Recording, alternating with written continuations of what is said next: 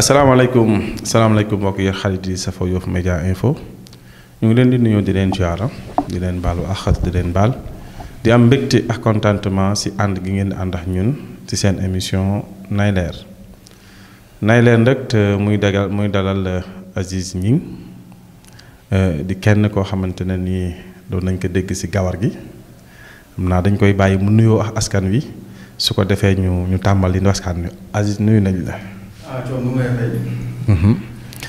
jëlal ma sa micro parce que dafa mel ni. ñu leen di ziar bu baax. ayca. di ñaan yàlla émission bi. yàlla na si yàlla def jàmm li nga si doon séntu yàlla defal leen ko. man mii li ma si séntu yàlla defal ma ko. amiin. ñu nuy Yoff gépp parce que nit foo juddoo màggee fa yoroo fa. say kilifa fa ne. dëgg la say mag say rak. bon ñu ngi ñaan yàlla. émission bi dugg si bismillah rahmaan rahim. te mu nekk si alhamdulilah rabbil alamin. amiin nga nekk kenn koo xam ne la doon dégg si li ñuy wax gawar gi lu waral turu gawar gi. gawar gi lu ma jaaxal la. gawar gi Aziz dafa mel ni tey da nga xaw a kii de sama micro bi doo ma ko yëkkil tuuti. qu'est-ce qu'il y a. non gawar gi. du dara. da di ñun dañu newoon si dëkk bi. doon ay jeunes yu engagé. lépp luy injustice bëgguñu ko. dañoo xëy di dox di liggéey di dégg lu bëree bëri si dëkk bi lu fiy xew loo xamante ne nii neexuñu woon à l'époque parce que amoon na lu ñu si xam. bon bi ñu nekkee nag si dëkk bi nag dem ba nekk ay mag. ñu nekk ay xale di ànd ak ñoom di liggéey. gawar gi nag du dara gawar gi mouvement la woon boo xamante ne man maa ko créé woon maax ñi ma àndal. ah bon. waaw c'est-à-dire boo liggéey gawar gi ay jeunes la woon yu fi nekkoon ñuy ànd ak ñoom di liggéey Maguette Samba ndey jërew Maguette Samba. muy tuddee gawar gi. wala nga tuddee. waaw mais ñun du ko boobu moom moo xool comme ni mouvement bi nekkoon am doole. mu tuddee ko gawar gi. mouvement jeunesse la woon quoi. waaw mouvement jeunesse la woon. si nga xamante ni dañoo ànd di liggéey. kon nekkul na da ngeen ko créé woon pour jaay ay suuf. comme ni non lii nit ñi di wax lii am demeewul noonu. ok ñun bi ñu duggee APEX yi. dañu ànd ak ay xale dem boobu 10 personnes la. may ma APEX tuuti ñu ñëw si ñu yem si gawar gi pour l'instant. gawar gi da ngeen nekkoon avant ñuy wax problème mu terrain. gawar gi existé na. non gawar gi si terrain la existé. si terrain kon ni ma wax ñëw na da ngeen ko créé pour dugg si terrain yi. non comprendre loolu de ñun dañuy liggéey si suuf ñun. man Ablaye Thiaw Ndoye boobu noonu doon liggéey suuf Youssou Mbengue Ali Mbaye noonu la woon ay jeunes yu liggéey suuf si Ablaye Bey Thiaw. liggéey si suuf naka. doon ay promoteur di liggéey suuf si. non leerul de promoteur c'est-à-dire man comprendre man xaw ma nan la nit di liggéeyee si suuf dama yaakaar ne nit ki moom day am alalam rek maanaam day am suufam rek dem jaay suuf bi pare si wala mu gis ku bëgg a jaay suuf. mu nekk courtier non mën nga ñëw yow am sa suuf. bëgg a suuf si nu liggéeyal ko parce que xamoo si dara. wala amoo jot bi. wala âge bi nga yor mayetu la nga exercer suuf. nga xool ne Aziz Gningue dafa yor société immobilière di liggéey si suuf nga dafa moom protocole d'accord mu liggéeyal la. ok comprendre noonu ngeen doon liggéey suuf loolu moo leen dugal si Tirkam. non Kirkam c'est autre chose. ñëwal ma si Tirkam. merci Kirkam ñun dañu doon ne si suuf di liggéey am bés ma ànd ak sama benn jigéen di ko jàngal dawal pour mu am def benn performance dawal quoi. bi ñu demee Almadi nag. ma gis benn waay ni muy tabaxee daal doy waar ni muy clôturer tere bi daal doy waar trop sama xel dalu si quoi. fan la woon. Almadi. ma gaara sama oto wàcc dox dem si moom. bi ma ñëwee ma xool ko mu paniqué ma song ko si ay wax gëdd ko yokku ko mun na ma sa waaye dafa ndànk man dañ ma liggéeyloo ndànk ma ne kam mu la liggéeyloo mun na ma non ay kilifa ma ne fii maa yor ma fi ne wax ma yan kilifa nu la liggéeyloo munoo pour bañ la fen mais nag bu ma si feeñ kilifa gu mag gi la ndax yan kilifa gu mag munoo premier ministre ma ne ko xam nga premier ministre Macky Sall munoo wax boobu li ngay wax ban année la. 2007. ok parce que 2007 boobu mooy woon premier ministre. moo indi cool yi. léegi nag sama jigéen boobu nag. ma waxtaan ak moom ma woote Yoff si la ooyo Mbuus ay Assane Diène ak booy kale yi ñoom ñëpp ñoo fekkoon foofu ma leen jël leen oto ngeen ñëw bi ñu ñëwee nag ñu soxla presse bi seen boobu soxna si mu ngi registré presse bi yëpp. mu jox ma ko presse bi yëpp. boobu soxna soosu moom terrain bi. bi nga àndaloon yow da nga fekk nit ki clôturé rek Aziz tamit dëgër nga fit de.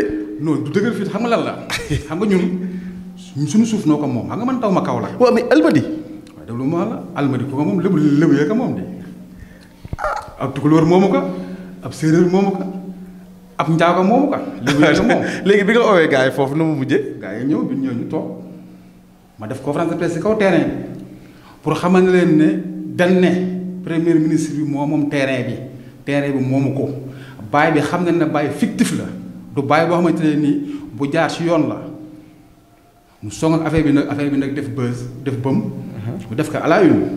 na Macky Sall ku fàttaliku di nga fàttaliku Macky Sall bi mu nekkee premier ministre bi gën na ko ci journaux yi ne premier ministre su bëggee ay suuf na dem Fatick. mais loolu da nga doon bluffé wala instant yooyu da nga doon bluffé ba coup de poker la woon quoi. non bluffé wu ma de dama am lu ma leer certitude laa am ci loolu parce que boobu ñun xam nañ ne ñoom état bi yëpp li may wax nii mbay nga daan mu may dégg Abdou Samba may dégg Sadika Sana bi parce que mën a laay jee dañ jëkk am problème foofu ak Lamine Faye ci jamono boobu noonu. ba Lamine Faye jàppante fa am jàppante bu metti ci la oo ay nit ñu dox médiation ci mbay nga daan dem fekk ji Lamine Faye moo Sadika Sana pour maax laay jeey mi doon jàppantee Lamine Faye mu arrangé diggante bi tànk jàmm. léegi nag bi ñu demee nag ba gis na nag ñoom bàyyi ñuy teg foofu yëpp ay bàyyi fictif la. ñu xeex loolu ba jot ci nag ba téye ci bon bout bi xamante ne léegi ñuy dox médiation bi un bon jour ma taxaw ci rond point Yoff bi ñaari nit jékki saa ubbi sama oto dugg a toog ma ne leen waaye lu xew nu présenté wu wane na ñoom ay kilifa lañ ci dëkk bi. dëkk bi Yoff déedéet ci Sénégal. mais ma Aziz ñun dañ bëgg xam na la bu baax xam nañ li xew.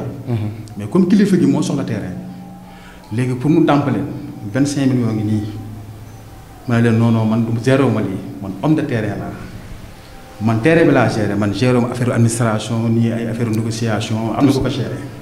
mu ne ma kan moo ko géré ma ne leen Abdoulaye Thiaw Ndoye moo géré loolu wàllu administration bi ñu ne ma non woo ko ma ne leen noonu day nelaw du ma ko yee. boobu ban heure la woon. boobu ay 13h.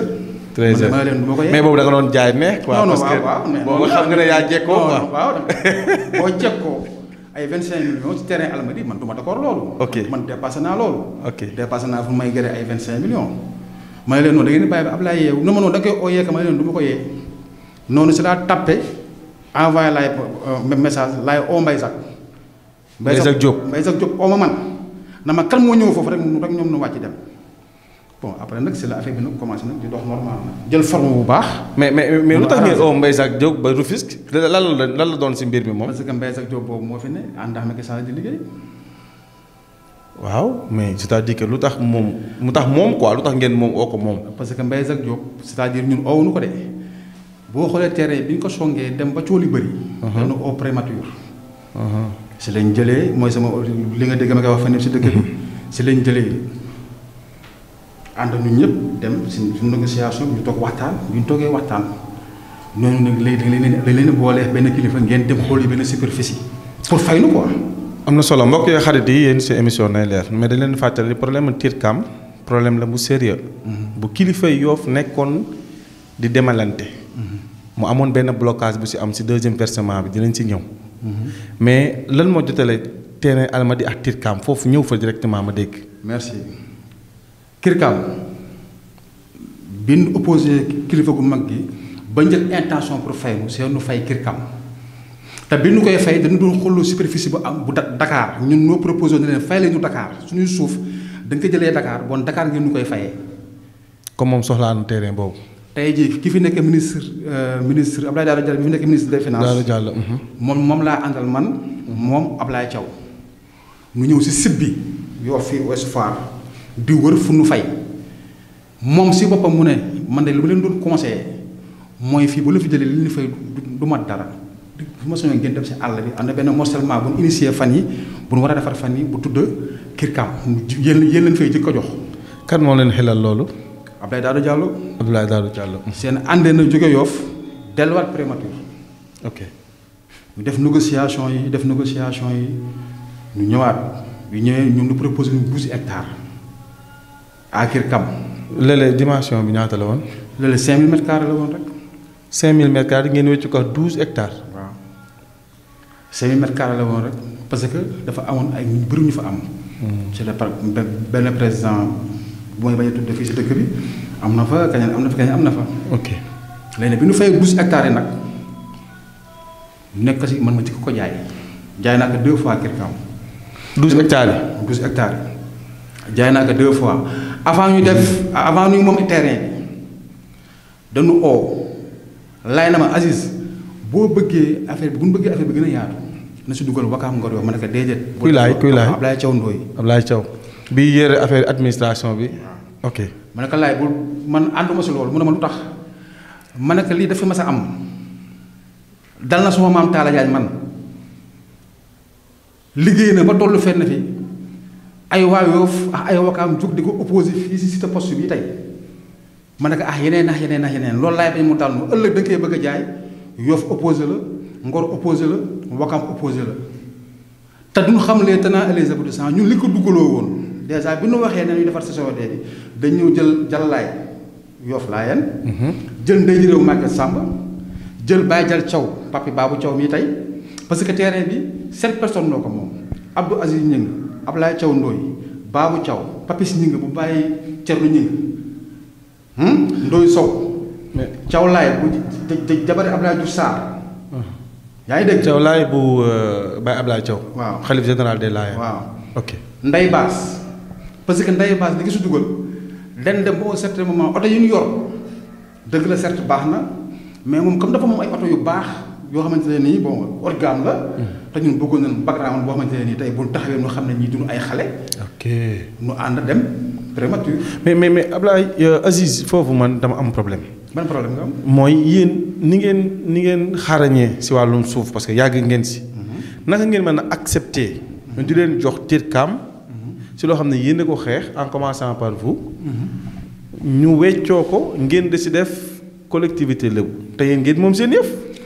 waaw merci déggoo si biir wax man lay wax ne la lii tax mu demee noonu Ablaye Thiaw Ndoye la moo tax toujours si may leen wax ne leen ne Wakaam Ngor Yoff nan sant Ablaye Thiaw Ndoye parce que Ablaye Thiaw Ndoye bu leen si dugalul ñoom du si dugg parce que boobu suñu âge laay lu mu ko dugaloon ñaar rek la boobu ay xale lan c'est-à-dire am nañ fit am nañ sañ-sañ xam nañ suuf taxaw nañ fi mu war a taxawee mais laay li mu ko dugaloon mooy Aziz bu mu bëggee mu gën a yaatu benn bañal bi mooy comme ñun ay xale rek lan nañ si def turu collectivité bi mais collectivité bi mu am ay représentant bu ko defee ëllëg nu am lu leen si jox loolu lañ ko dugaloo woon mu dem ba si biir un beau jour nu xëy ñoonu Babou Thiaw def na ko si turam loolu nag révolté Ablaye Thiaw jóg di dox boobu man franchement parlant man maa ngi toog sama ruux laay dox si ba fi mu toll nii tey may toog di dégg ñu naan Kirkam Wakaam Ngor Yoff Wakaam Ngor Yoff mësunoo bokk ay suuf si kaw suuf mësta am ça n'existe pas bu ñu xëyee nag dégg ni ay ñëpp taxaw am sañ sa ba rafet di dem Ndakaaru di jéem a yàq Kirkam dina ko xañ ñun suñu doom ñun gis na lu ne.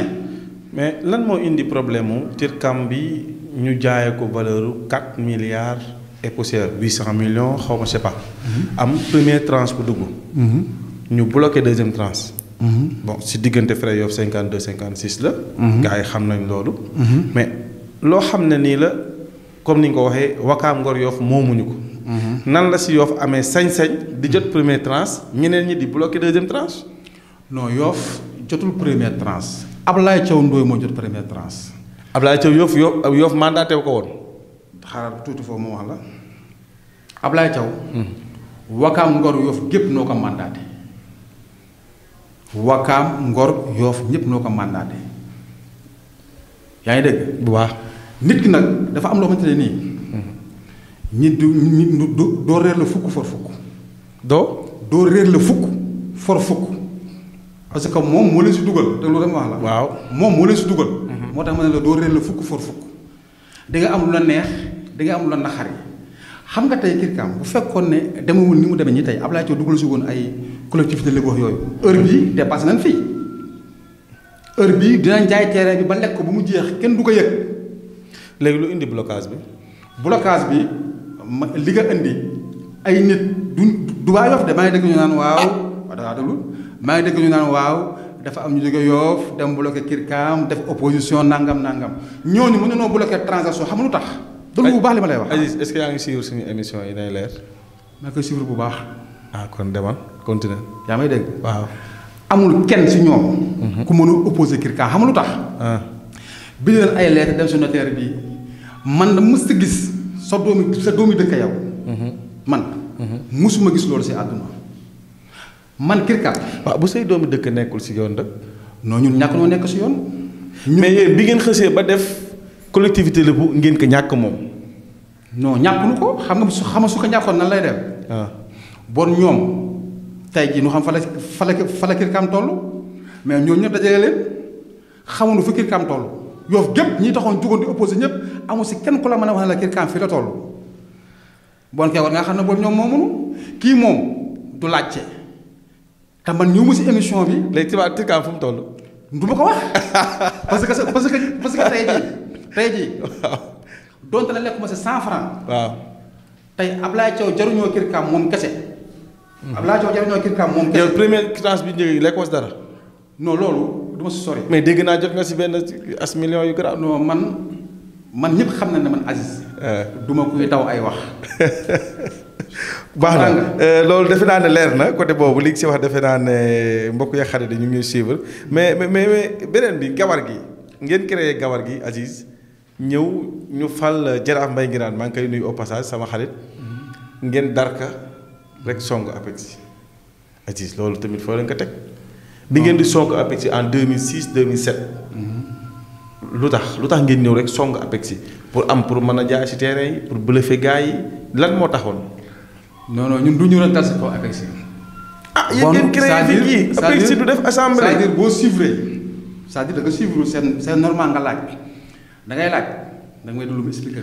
non maa ngi suivre Aziz yéen a ngeen commencé song APEX bi mu def inauguration ngeen ñëw fa sànni fay xeer. inauguration inauguration bi kër APEX. inauguration APEX. waaw.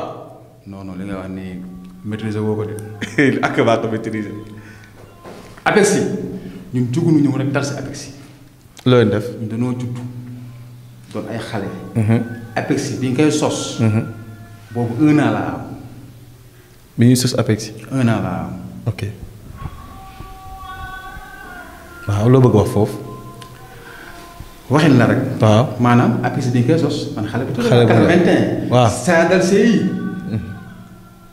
81 c'est la dal CI. yaa ngi saisi bon bu ñu demee ba APEX ma mën a màgg man Aziz ñu dem ba gis ne ni ñu ko yoree baaxul waxuñu ne APEX baaxul de ni ñu yoree APEX di ko doxalee baaxul. muy seen gisin. muy suñu gis-gis di gis-gis dëkk bi yëpp 95% yi dëkk bi loolu ma wax la bu baax li ma ne APEX créé wuñu ko pour muy xañ kii di bàyyi kii Khalifa Diène boo dégg si biir discours am nee na la képp ku dëkk Yoff si APEX nga bokk. waaw. waaye léegi la moo tax képp ku dëkk Yoff si APEX nga bokk. man Aziz man rek waxuma la kañeen man rek. waaw manuma APEX benn kër.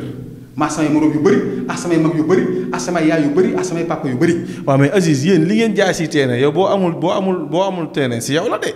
man waaw ma damaa ñàkk a terrain de. soo amul si APEX si yow la tëm. APEX du ma soxlaa amee noonu xam nga lu tax. lu tax su ma soxlaa su ma sa amoon nii. waaw du ma toog nii tey di wax. APEX man maa jiite woon xeex bi. maa sama moroom. Abdoulaye Thiaw Ndoye. ànd Cheikh Mbaye Nguirane. ànd Cheikh Doudou Mbengue. ànd Cheikh Youssou Mbengue. ànd Cheikh Jaraaf Mor Ba Seck boobu nekk bul Jaraaf. ànd Cheikh ay nit yu mat li ñu doon. ànd Cheikh Mamadou Ndoye mii tey.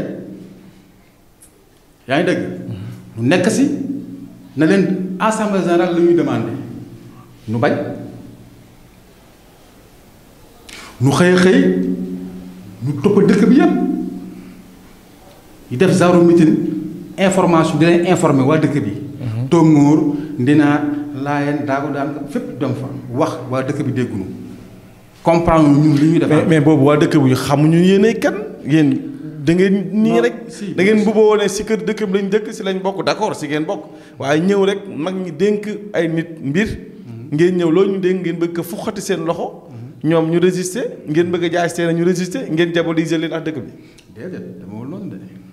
dana demee. parce que loolu bu fekkoon ne dañ ñëw pour diaboliser dëkk bi. bon tey kilifa yi ne si dëkk bi ñu xam respecté leen dëggantaan duñu xëy oote médiation ñun dañu maîtriser li ñuy def dañu xam bu baax ni dëkk bi di doxee dëkk bi dafa am na muy doxee APEXI joxuñu ko alalu Yoff pour muy APEXI ab association la bu Yoff gépp moom ñoom noo ko wax. waaw lu baax li ma lay wax. waaw ñu jël suñu patrimoine foncier. yow sa papa am fa terrain.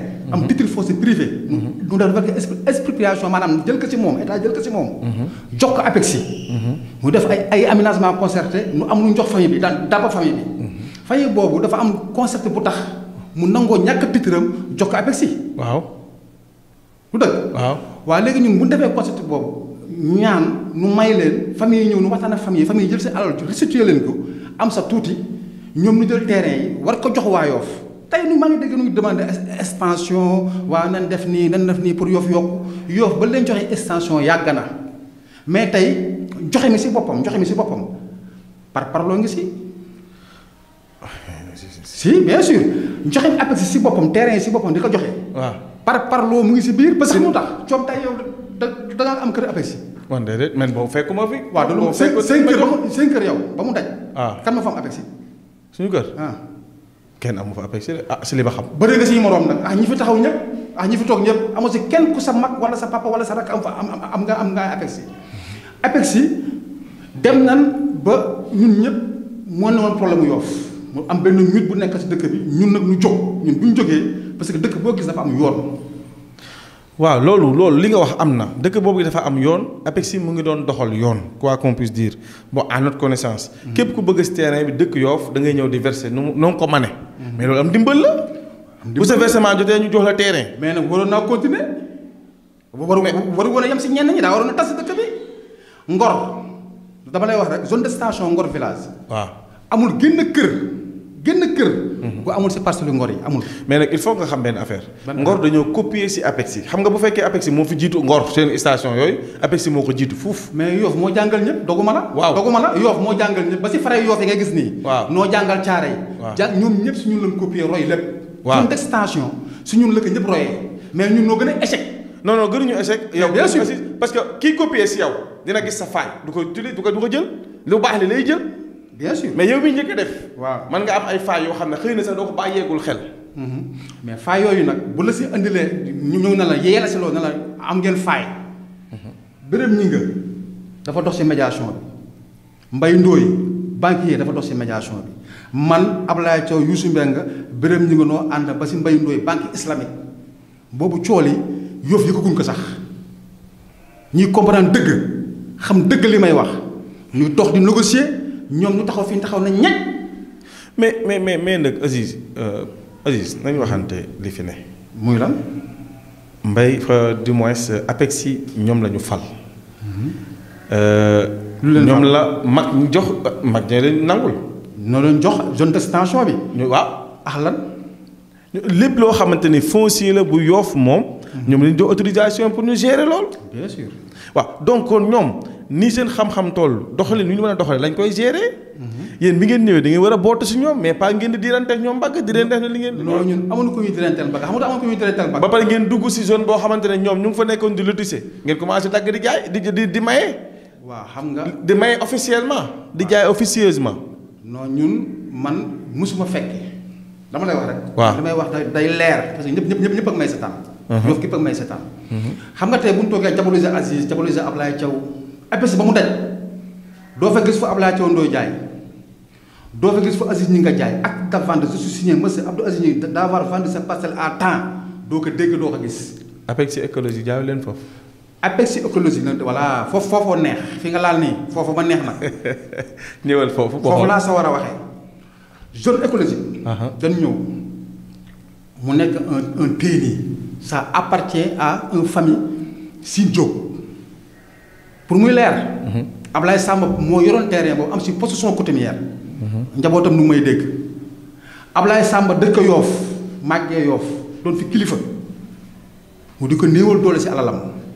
kan moo ko doon néewal doole. APEX ñun si leen duggee si biir booy seet coowal APEX lépp nag kaay ma xam la benn affaire nag Ablaye Samba moom bokk na si li ko sabab néewal doole gundoon néewal doole Ablaye Samba moo gën a yokk xeexu APEX tey xeexu APEX foofu la déclenché.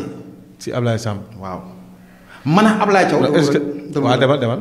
man ak Ablaye Thiaw nooy ànd man Ablaye Thiaw Ablaye Pape Ndiaga Samba doomam. ànd bokk si yeneen projet ñuy liggéey. Pape Ndiaga bi gaañu. Pape Ndiaga de mu ngi fi deewul. ah ok moo ne Sotrac. d'accord Pape Ndiaga man ko waaw Pape bi lu tax problème yi yëpp am. mu ne ma Aziz suñu terrain bi nekk fii daal dañu gars yi indil ay détails Pape bi comme da nga jaan APEX ñëw taxaw si nangam expliqué ay détails am na moom tamit du ma si dugg bi loolu amee ma ne ko garaaw Pape bi na mu defal këyit man Pape bi defal ma këyit. procuration. waaw defal ma mandat. ma ñëw songa terrain bi. parce que boobu ñu vérifié na ko si biir. ni bëgg nga coo de. non bëgguma coo de man injustice rek laa bañ sama àdduna fi may gis nii ñëpp nag nu ma diaboliser dafa naqari deret day xeex day xuluwuma xeexuma yoo ba yoo tóngoor ba laayaan doo gis kenn ku ne la Aziz ñi nga mas na ma dépassé wala mas na ma def lu ma naqari wala mas na ma wax lu ma naqari doo ko dégg man su ma doon xeexee yow coow si porta si musuwaar bi si musuwaar bi laa yem ak yow du mën a dépassé du mën a saaga li ngay défendre que man li may défendre maa ngi koy défendre point barre APEX yi bi loolu amee suñu diggante Ablaye Samba ma ñëw commencé songa si bi dama ko vérifier ba mu leer nag plan cadastral et tout xool ba mu leer na man lii ba concerné wul APEX yi ça appartient. suuf yu nekk Yoff nga nekk te moom levier foncier APEX moo ko géré si Yoff nga nekk concerné wul APEX. suuf si nekk Yoff bëri na APEX géré ko. mais domaine boobu noonu écologie foofu si kii bi la bokk non. fi mu géré fi mu géré. man dugguma fa parce que xam naa suuf soo fa duggee am problème dugguma fa jigéen ñu ma fa jaayoo fa mètre carré mais li ma jaay man. li ma jaay man. xool ko ba jaay ko. song nañ ma si ñen fa jox ñoom. pour wan la ne li ma lay wax nii sur la ñan fa joxoon ñoom jaay leen fa ñoom. ñan fa joxoon attribué leen fa ba ma jëlee seen i parcelle dañ maa porte plainte ma dem ak ñoom si yoon ñenn ñi ma dem ak ñoom ba tribunal débouté leen lu tax. parce que APEX amul habilité pour joxe foofu benn parcelle. tegal foofu sa baaraam mbokk yi xarit yi ñu dem passe pib ñëwaat léegi.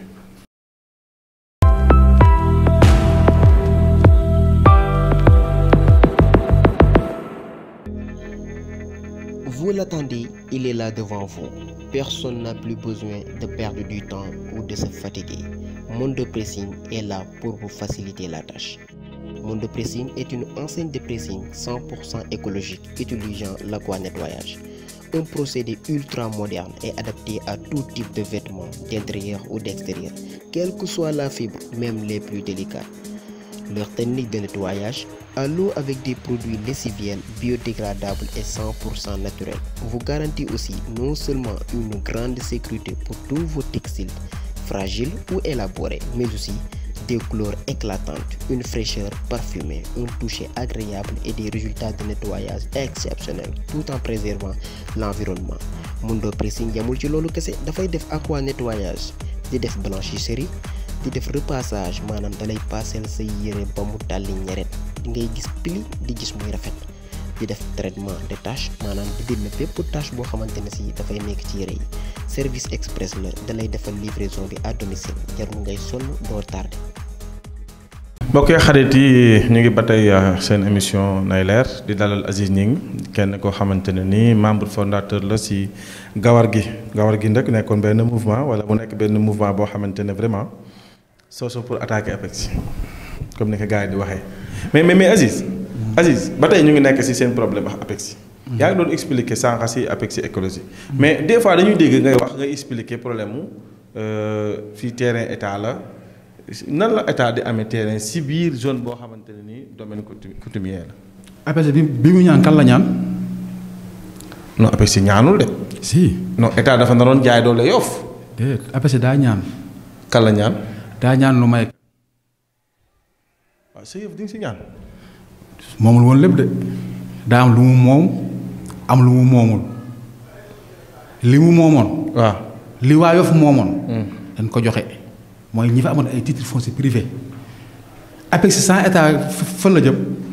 non mais manul dem moom loolu moom dëgg la. bon koy def bon koy defa ñaan.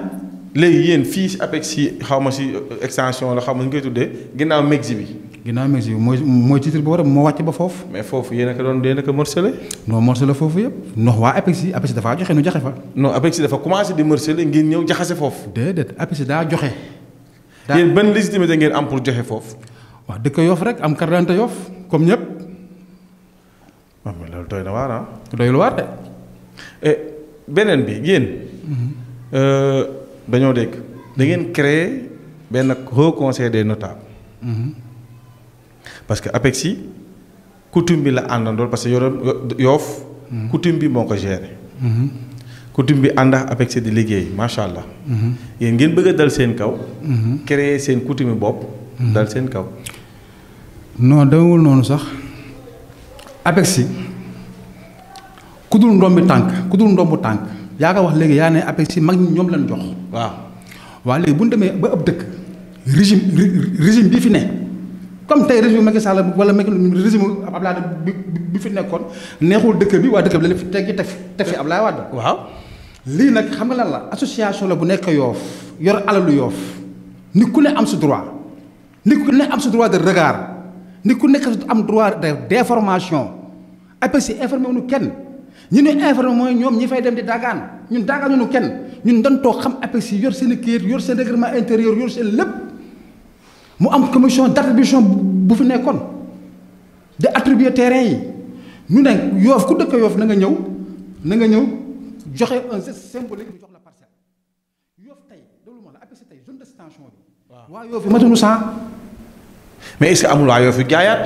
waaw déggu li ma la wax mën na ne am na sax. mais ñin jox ëpp na 100. déggu li ma la wax man. waaw ñi ma xam ñu dëkk Yoff. waaw am APEX. ñi ma xam man waxuma ne xëy na ñu am ñeneen mais man li ma xam man li ma compté man matuñu 100. yaa ngi dégg ñun nag ba ñu ñëwee si ba ñu ñëwee di attaqué wuñu APEX en tant que APEX de ñun doon ñëwoon doon défendre une seule personne bu ñu néewal doole ñoom ñu ñëw ba yëpp egsi si ban ñëw ba egsi si documenté APEX àndaa seex ay nit ñëw bi ñu ma ñëwee man téye ma si garde à vue man. ma Abdoulaye Samb joxee foofu jaay naa fa ñaari parcelle. yow waaw. si yoo xam ne ku xam moom. Abdoulaye Samb ñoom nu porté ma plainte. APEX waaw bi ma porté plainte ma dem uyu ji ñu téye ma garde à vue 15 jours yaa ngi dégg. waaw ki nga porté plainte man ba tey gisuma ko.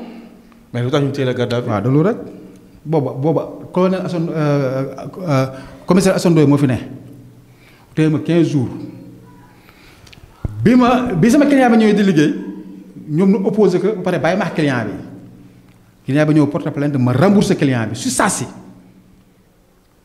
génn ñëw bi ma génnee ñëw dem seeti samay conseiller technique ñu waxtaan ak ñoom ñu am fu ma yebal kooku sax damay tudd tur bi directement muy Tamba Sylla ma dem si Tamba Sylla yàlla ko yàlla yërëm xare ko àjjana waaw yàlla ko yàlla yërëm xare ko àjjana amiin yokka ay leeram nit ku baax amiin doon suma papa aussi ma ñëw waxtaan ak moom ma Ablaye Thion Ndono ànd ñëw toog ak moom ma ko père mu ne ma ne ko APEX dafa sonal Ablaye Samb foofu mu bëggoon a xam APEX lan la quoi APEX nan la demee fan ngeen ko mën a jaar. nan la demee ba APEX tey yor teeru Yoff ba mën a niwul ay doole jël ay doomam di indi ay problème mu ne ma APEX association la bu mag ñi jëloon ma ne ko mag ñan mu ne ma jaraaf yi saltige yi ndey ji réew yi imaam yi xalif général des Layènes ñëpp ñu ànd Yoff képp a nekkoon à l'unanimité jël APEX jox ko seen alal waaw foofu nag ñun ñu commencé documenté wu si APEX documenté wu baax mu ne APEX ku dul jaraaf du ndey ji réew du saltige du imaam bi du Layène mënoo koo sonk si li mu nekkee nii waaw bon mu ne waaw ma ne qu'est-ce qu'on va faire loolu nag waxi biir néeg la nu waxtaane ko. waaw jamal ñu si rek. non nu waxtaane ko bi nu waxtaanee si loolu ba mu sori ñun ñu jóg nag dugg si dëkk bi nag seeta ji ay kilifa si dëkk bi fii du ma tudd seen tur de wax laaj leen li ma Tamba wax ndax exact na la doy mu ne mais exact ñoom ñëpp bokk même wax bi doon ay kilifa si dëkk bi doon fi ay dignitaire. ay borom doomu tànk. si lañ jóg nag Mbaye Ngiraan bëgg a falu nu fal Mbaye Ngiraan fal Mbaye Ngiraan falu légitimement nag Baye Thiaw Mbengue moo fal Mbaye Ngiraan yàlla ko yàlla yërëm xare ko amiin macha allah yokk ay leeram amiin nu fal Maguette Samba ndey ji réew fal saltige sana saltige ngeen am ab jaraaf am ab saltige am ndey ji réew non du ñun noo am ab jaraaf Aziz yoo foo am ab jaraaf non si biir conseil biiram néeg bi ñu la conseillé dañ ne la foog ngeen am ab jaraaf ab saltige xam day ji réew au moins. mais parce que nit ki booy xeex ak moom. waaw ñi fi ne jaraaf yi fi nekkoon. waaw ànd ak ñoom. su may xeex ak ñoom. su ma laajtee samay conseil ban wax ma leen may wax. man ma def li ma war a def. bi ñu demee ba tolloo ñu ñëpp ñoom nu am seen i jaraaf. parce que dëgg du romb nopp. waaw ñoom nu am seen i jaraaf. waaw yu leen seere ñun ñu contesté na ñun. bernu ñu nit ñu am suñuy jaraaf. suñuy jaraaf xam nga mooy ñan ñii bokk ak ñun même vision ci dëkk bi. mooy ñi bëgg contrecarrer APEX. non contrecarrer APEX si ñun ñoo ko moom dafa am ay nit yu nekk APEX yi. waaye ñii nekk si APEX ba mu ñu APEX ñoom moomuñu ko. ñoom bokkuñu si moomuñu ko yoo fa ko moom si leen bokk. kon kay ñoom la. comme ñun ni si bokkee nu xañ ñu ko. waaw yow yaa ngi ne bokk si yow. waaw mais kon dafa am kër yéen a créé kon yéen a fekk ñu am benn conseil des notables. ngeen jël seen bos créé que haut conseil des notables. ñun yokku si haut. conseil des notables yokku nu si haut de. trouvé ko uyu parce que daa barkeel. ban moo barkeelul.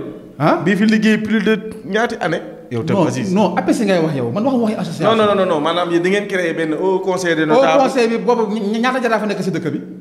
bi ngeen di créé yéen. mais ñoom ñooñu noo fal Mbaye Ngiraan mosoo xam loolu. yoo fa fal Mbaye Ngiraan. mais boobu am na lu ne si suuf lu ñu xamul de. lu ne si suuf lu ñu xamul mooy la. mooy waxtaanu biiram néeg bi tax bii indi balaa ngay song APEX foog nga am jaraaf. waa coom yow coom. waaw mas ngaa gis si àdduna benn mouvement bu jóg APEX yow da ngaa xam lépp. déedéet. xamoo lépp. déedéet noonu la demee rek. mais c'est normal aussi. c'est normal moo bon nag man nangul ma loolu man sama waxtaanu biiram néeg. waaw nangul ma ko yow. waaw mais léegi donc. lu waral turu haut conseil des notables. parce que ñun nooy haut conseil des notables nooy conseil bu mag bi ne si dëkk bi nag am jaraaf am ndey ji réew am saltige am imaam yi am chef de quartier yi am ay dignité si dëkk bi. déglul dafa ndànk déglul bul ma dog. ñëwal waaw ñëwal. am ay dignité si dëkk bi mu composé 7 quartiers yëpp ne si biir haut conseil des notables bi nu am récépissé dem def assemblée générale fii Océan lan defee lépp. ñan ñoo am récépissé au conseil des notables. bien sûr Yoff benn récépissé fi amul ñaar. mais non soo xam loolu. coutume amul kayit nag Aziz. non coutume yéen c'est-à-dire dafa am loolu. mais waaw déglu ma wax la. gis nga boo da ngay dem wuti di règlement intérieur au conseil des notables de Yoff dafa am haute chambre xam nga mooy ñan. mooy jaraaf yi saltige yi ndey ji réew. au conseil bi association la. moo tax ma am récépissé ndomba yi nag loolu ça n'a rien à voir parce que association bi am ak ndomba la yor mu ñàkk am ak ndomba la yor. Aziz jàppoo ne création yi nga wax léegi. haute classe au conseil au nangam ba jàppoon ne si liy yàqu Yoff la bokk. non yàqul Yoff. mais lii indi ay tendance di indi ay yoo xamante ne Yoff mënagul juboo ba instant bi surtout si domaine foncier. waaw merci beaucoup li nga laaj nii dafa ma neex xam nga tax mu neex ma. parce que dafa am ñuy toog naan Yoff dafa yàqu. dafa yàqu kilifa yi déggoonu. waaw kilifa yi dafa am crise autorité. chaque mois ñu def réunion au conseil. ban jaraaf yi fi nekk nii jaraaf yépp seen bos. du sama bos. Yoff ak moom du sama bos man moo ama fi dara. non bu ma nee seen bos maanaam yéen bi ngeen créé quoi. amatul bos xam nga la moo tax amatul bos. biñ créé woon ñun. waaw ñëpp a nekk benn. Yoff gépp. Yoff gépp a nekk benn di. ndoom bi tànk yëpp benn lan di. wax ma foo ma fi ba ndoom ma tànk ma nekk. non mais bu ñu demee si maanaam problème ndoom mu tànk yi dafay feeñaat si haut conseil boobu ngeen wax ak conseil de notables mu tuddee kuréel ak Yoff est-ce que yéen ñi ngeen considéré ne ñu noo nekk haut conseil de notables ngeen am récépissé les mêmes ndoom mu tànk yooyu est-ce que ñoo nekk si kuréel ak Yoff. non kuréel ak Yoff xam nga tax man mën ma see sori. parce que xaw ma seeni charte na la demee xaw ma ko xam nga man ñan laa xam. ñii fi nekk boobu ba tey. ba si passé bii passé nii assemblée générale APEX bii passé nii. waaw bu Serigne Mbaye Dièye nekk président nii. waaw mag ñi ngay wax nii. waaw noo validé ak toogaatam fii si dëkk bi. ñan mag. si jaraaf Sini Gueye Babacar Mbengue ñoo validé ak toogaatam ñoo wax pour mu toogaat. bien sûr noo fi nekk ay ndombi tànk kilifa Yoff yaa ngi noonu di. waaw parce que tamit question bi laajoon naa ko mais parce que Yoff gépp li muy demandé loolu la aussi mais defe naa ne leer na bi yoon. ñoom noo ko validé APEXI bu Serigne Mbaye Diène bu toogaatee si dëkk bi nekkat président APEXI mag ñi ñoom noo fi ne yenn mag a fi ne c'est-à-dire xam nga man dafa am loo bëgg a xam coow yenn mag noo fi ne yu mën a validé. de ñooñu kay amuñ ñu leen ëpp. amuñu ko si mag non non mënta nekk. respect léegi nag li fi ne si Yoff yëpp di lëndëm pour mu leer pour Yoff gi xamee ko noonu parce que nit da ngay nangu li yàlla dogal si nit ki pour nga noppala ko gis nga li yàlla dogal si nit. doomu aadama da koy nangu nga noppalu. gis nga Yoff na mu mas a demee ba tey. noonu la mas a demee Baye Talla Diagne sama maam Baye Talla Diagne ba fi ma toog ak yow di wax nii. Yoff na mu doon doxee lay doxee ba tey xam nga lu tax. parce que tey ñun ñun noo moom suñu Yoff jël suñu ndomba fal leen fal ay jaraaf fal ay saltige fal ay ndey ji réew dëgg naa bi parce que am ñu naan am na ñun fal ñu daaru yoon loolu man du ma si sori mais Yoff ñin fal Yoff ñin fal nit ñi xam nañ leen. te ba tey jii noo diriger Yoff tey ba suba. bon ku ne noonu mu tàng moom. comme xeet a koy falu. boo si bokkee kenn mën la ko teree falu. merci. loolu defe naa ne beneen organisation la. mais bi ngeen defee seen conseil ba pare si ngeen doog a attaqué waaru xaas. kan wameelu xaas. waaw. déedéet wameelu xaas. wameelu xaas yéen a ko jaay Ziz. wameelu xaas. waaw déedéet wameelu xaas Yoff a ko jaay. ñan ñoo Yoff APEXI. ñan noo Yoff déedéet. mais quand on dit Yoff c'est APEXI. non du APEXI. c'est lui qui gère tout ce qui est foncier. APEXI association la. ah mais nag man de. APEXI yoonam nekkul si wameelu xaas déglu bu baax li ma lay wax. déglu bu baax waaw. te yoonam mosu see nekk nag wax dëgg yàlla lu waaye bañ nit waxal ka li nekk si moom. mbokk yi wameelu xaas mooy boo paasee armée de Dakar suus ga. déedéet wameelu xaas mooy ginnaaw jàmmalaay. da ngay armeeru jàmmalaay laa bëgg a wax. baal leen noonu. soo paasee armeeru jàmmalaay laa bëggoon wax. foofu mooy wameelu xaas. foofu mooy wameelu xaas. suus nga jëm na le. wameelu xaas ñaari portion la. dafa am liy tolloo école bi. loolu école lycée Yoff xam nga dafa am APEXI 1. am wameelu xaas. waaw. wameelu xaas bu njëkk ga. waaw loolu Yoff a ko jaay. loolu kenn amul loo siy discuter.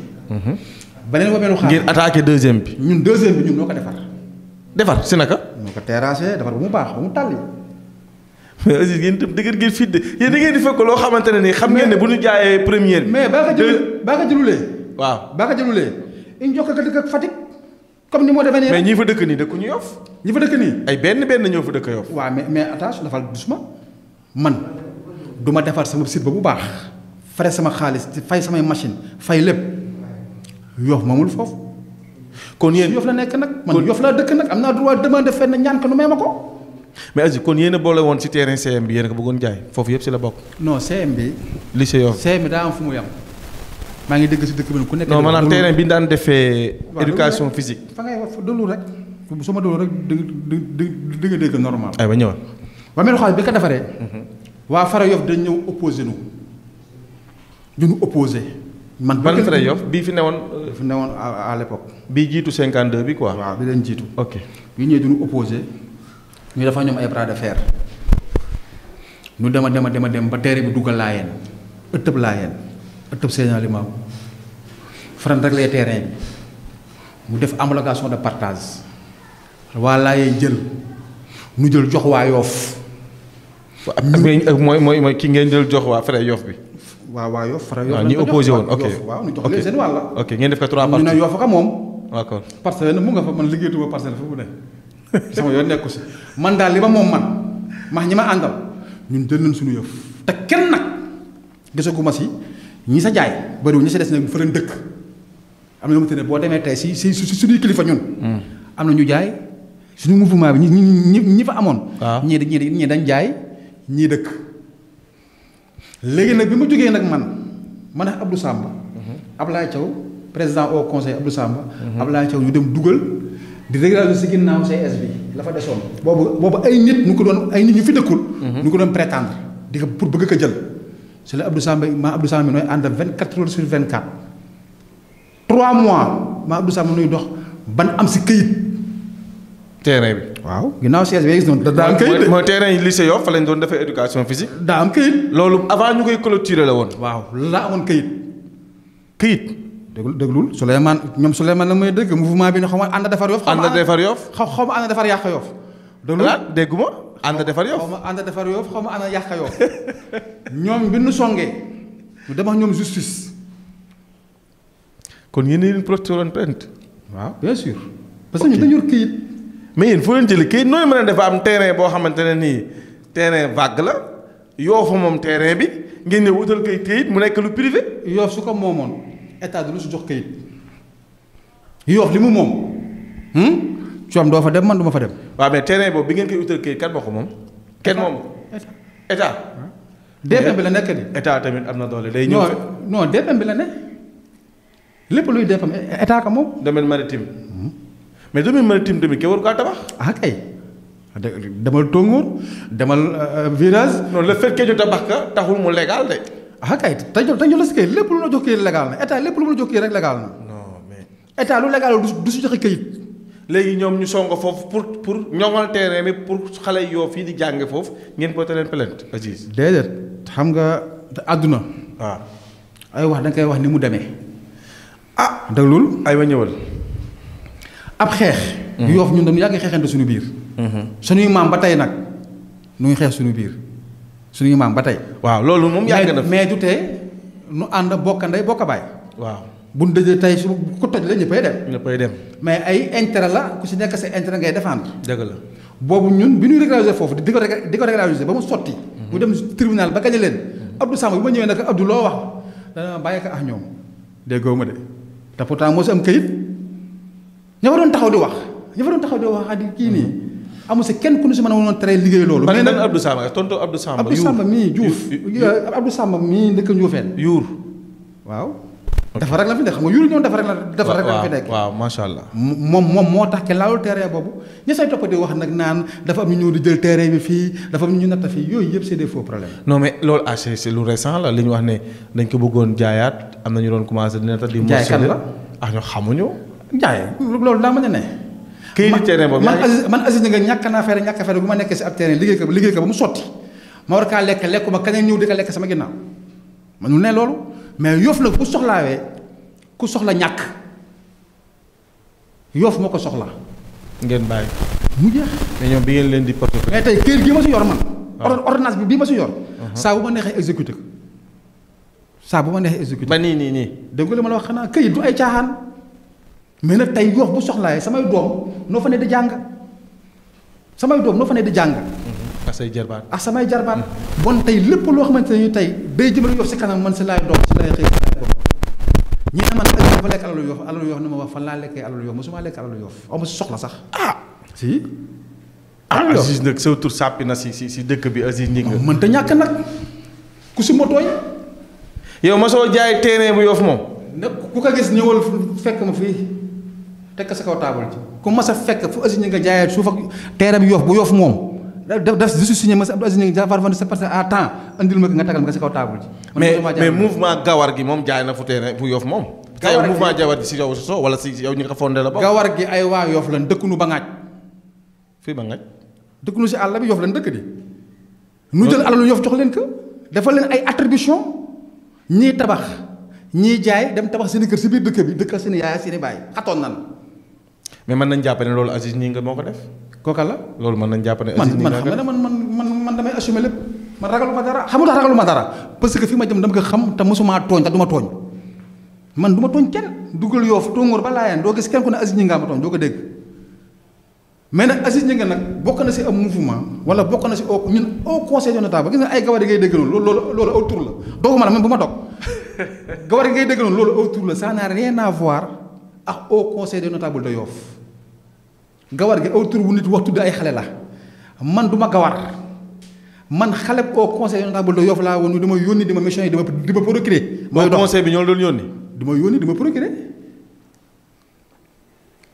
noonu samay kilifa di man damaa nangu kilifteef. mais yow bokkoo si un conseil bi nan ngay mën a jegeñee à ce point bañ la yónni wala yow bokkoo si parce que amoo woon âge bi mais yow si ñi ko dox nga bokk. membre fondateur la. mais Aziz ki la xelal mag la de. non xelal man ay mag rek lay fréquenté. xam nga yow liñ naan lu rey mag ba mu dee bu deekee ba ko ba la tëjee 15 jours yooyu. garde à vue du moins sax laa war a wax. ñu tegandi la. du tëj ñu tegandi la 15 jours. arbitraire nag 15 jours loolu c'est arbitraire. c'est arbitraire waaw parce que man garde à vue 24 heures. waaw c'est arbitraire mais nag damay sant yàlla. non mais Aziz. non franchement nag seen création au conseil boobu. moo lëmbaaje woon dëkk bi. non moo liggéey Yoff. tu n'as rien. parce que ñi ngeen jox fii soi-disant ay Yoff lañ Yoffois lañ comme ñeneen ñi. bien sûr terrain yi ngeen leen jox daf fekkoon gars yi am terrain yi am borom. déedéet man. muy indi coow lu rëy. man Aziz. fu ñu mettre croix pour ne terrain bi dañ ko toj ngeen dem mettre croix si yeneen këri jàmbur yi. mettre croix si kay jàmbur si boo demee fii si ginnaaw Mexique. waaw foofu mooy fan foofu fan la bokk. foofu si téere bi la bokk rek si type d'état bi la bokk rek. ñoom mënoo tuddee foofu moo ne woon seen gagne-pain. gagne-pain maanaam. foofu ne woon duuru lekkukaay bi nii. ngeen xam ko. bañ a xam ñun dëkk bi leen dëkk ay jàkkatu suuf lan leen xam si suuf ñoom xamuñu ko si suuf pour te faire comprendre ñun leen xam si suuf. association ba nekk noonu. ñun leen xam si suuf ñoom xamuñu ko si suuf. day na waar léegi foofu kañ pee noonu moo tax ngeen dugg fa lëmbaaje comme ñëpp. non lëmbaaje ñu de dañoo tekk si yoon man samay bàyyi génn na man képp ku ma jox foofu sa bàyyi génn na. mais ABC aussi bàyyam génn na. ABC. foofu noonu. waaw gisaguma ko de ñoom de fan yi dégg naa nu ngi recensé pour nit ñi pour nu defal leen ay. sa bàyyi bu ñu koy génn da ngay wane ne yow sa yow dafa kii dafa légal. zone de destination man sama yoon nekk fa ñoom seen zone de destination ka bàyyi génn ka mu ñàkk génn man ça me concerne pas. man ti li ma nekkoon doon ko jox ay nit man seen këyit génn na. mais.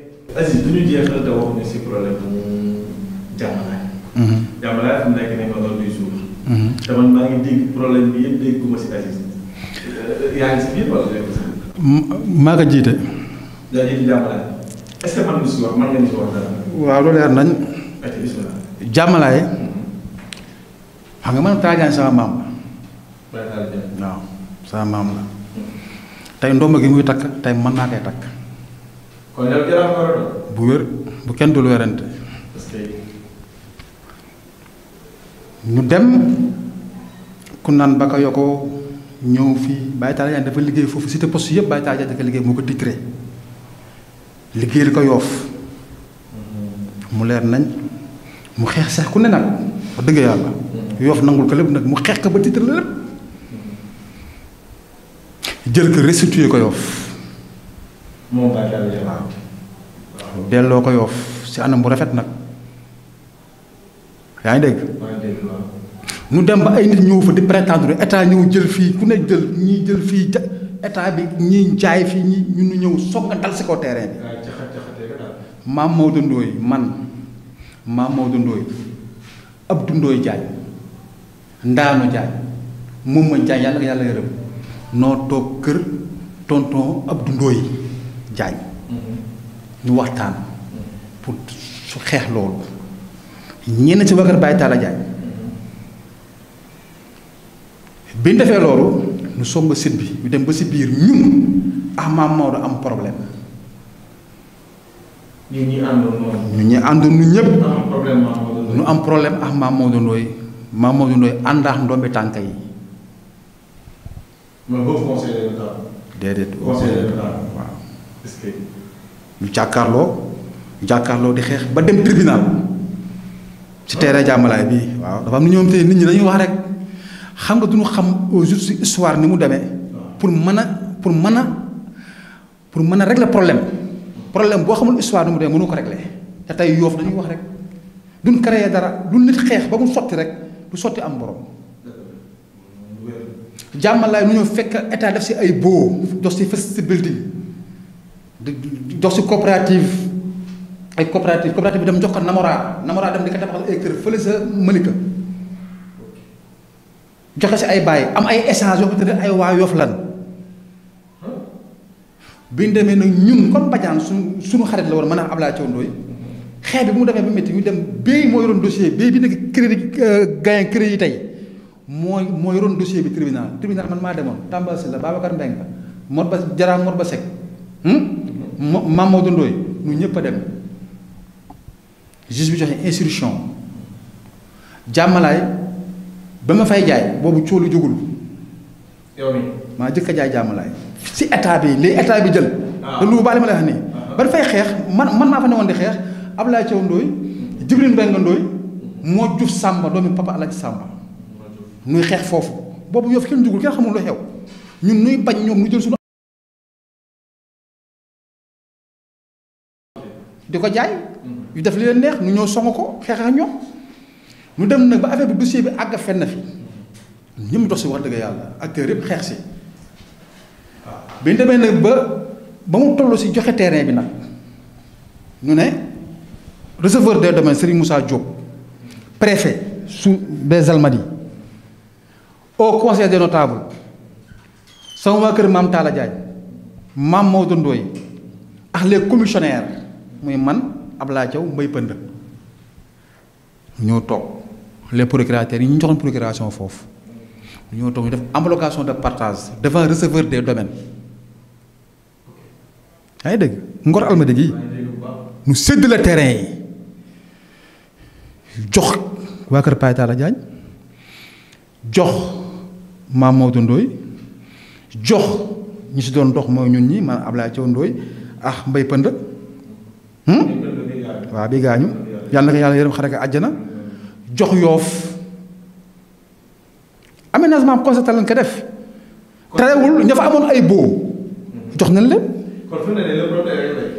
mais depuis loolu xam nga la mooy problème bi fi mu toll nii xam nga la mooy problème bi xam nga Yoff la la war a liggéeyanti fu seen yëf ne li ñu jox Yoff fan la ne kay loolu c'est une grande question te loolu loolu fu mu ne non man sama yoon newul si loolu mais wax ñu ko rek non du ma la ko wax ndigi man li ma moom man la ba sa amoon laa xamul fu mu ne bon du ma xam fu yaa Yoff li am fu mu ne loolu mais en tout cas Yoff ñu bëri depuis 2006 jàpp nañ ne yéen a yàq Yoff lan ngay tontu si loolu waaw yàq Yoff yombut a yàq Yoff boo tegoon si wàllum foncier si wàllu foncier xam nga lu tax yàqunu Yoff parce que amul dara lu ñu yàqal Yoff parce que Yoff man joxuma ba ma koy yàqal dara Yoff ñi mu jox buy topp alal Yoff buy topp alal tey na topp ñi mu jox man Yoff mosuma jox dara Yoff mosuma jox dara masulaa jox dara maanaam Yoff dara dénku la quoi mosuma dénk dara loolu moo tax nga yaakaar ne yàqaloo Yoff man lu ma yàqal Yoff wax ma ko ah waaye waaye Yoff bu ma dénkee man waaw si lii ma Yoff dénk waaw nga coppati si benn ma coppati si waaw par exemple mu dénk ma 5 nen nga coppati benn nen laalu ma say nen de toj leen ko ba xam ndax man dinaa ko yëg man laalu ma nenu Yoff de man samay nen laa laal Aziz daal moo neex nag dëgg laalu ma alalu Yoff man sama alal laa laal man sama alal laa laal laalu ma alalu Yoff te Yoff mooy kat Yoff mooy man di man mat naa Yoff wala yow ma soo xam loolu non xaw ma loolu de loolu ay kàlla la wala man maa Yoff xam nga tax man maa Yoff damaa juddoo si dëkk bi màgg si dëkk bi samay maam sëkk dëkk bi nag waaw mbokk ya xarit yi yéen a ngi seen émission Nay Leer ñuy dalal Aziz Gningue bokk wala bokkoon mais ne gawar gi moom du dara mais di booyu au conseil bu Yoff Aziz sànqa jotoo ma leeral lan moo tax Tirkam ñu bloqué deuxième versement bi du ma la ko wax xam lu tax xam nga ci télévision laay waxee fii mooy Nay Leer de Aziz Tirkam su fekkoon ne ñun suñu kilifa yi jógoon Yoff solo ba rafet dem di yàq ji Tirkam mu jaral leen ñu def si ay débat yu bëri toog fu ne ñu toog wax fa te li ñuy wax yëpp dara du si dëgg xam nga tax dara du si dëgg amul si kenn ku la mën a wax Tirkam nii la demee ñoom ñëpp fekkaw nu mais lu bloqué deuxième versement bi Aziz loolu du ma ko wax parce que sama noonu a ngi taxaw suñu noonu a ngi taxaw ku jóg premier versement dugg nga jóg yëkkati Yoff gépp médiatiser ko fépp pour yàq loolu parce que premier versement bi dama foré si woyu béy premier versement bi li tax ngeen jot si mooy da ngeen falsifier ay signature dañ falsifier maanaam comme yéen a ngi def collectivité lébu il faut que les dignitaires Jaraaf et autres Yoff Ngor Wakaam ñu signer ngeen jël ay tur yi boo demee Ngor par exemple du ma tudd tur bi nag mais bu fekkoonte ne tur bi turu Jaraaf bi Aziz la tudd ngeen fexe ba tudd ut benn Aziz mu signé te du rekk Jaraaf bi fii ngeen ut fi ñoo xam te dañoo signé après ngeen jox leen si liy dugg ku nekk ngeen jox leen dara moo tax deuxième bi nag comme xamoon nañ ba ñooñu démentir les vrais. démentir na ñoom signé wu ñu woon. waaw léegi yow bi leen invité ñoom est-ce que su ñoom kenn si ñoom wax na ne lii moo téye terrain bi wax na la ko ñoom loolu topp dëkk bi di véhiculer nag naan noo ko opposé wu ñu dara man Aziz maa la wax loolu opposé wu ñu dara. ah mais Aziz nag boo mënee opposé wu ñu dara ba pare nangoo ma wax lu ko bloqué tam. waaw de lu ma wax la xam nga lu tax xam nga tey dañu am ay kilifa yoo xamante ne tey dama gis seen oyof trop si mbir mii nii. oyof c'est-à-dire. xaw ma iñaan la li mu nekk daal bëri na xam nga lu tax bëri na. parce que man du ma dëkk Yoff. màggee Yoff doon ab xale doon seen i doom doon seen i jarbaat ñu doon seen i doom doon seen i jarbaat doon seen i rakk.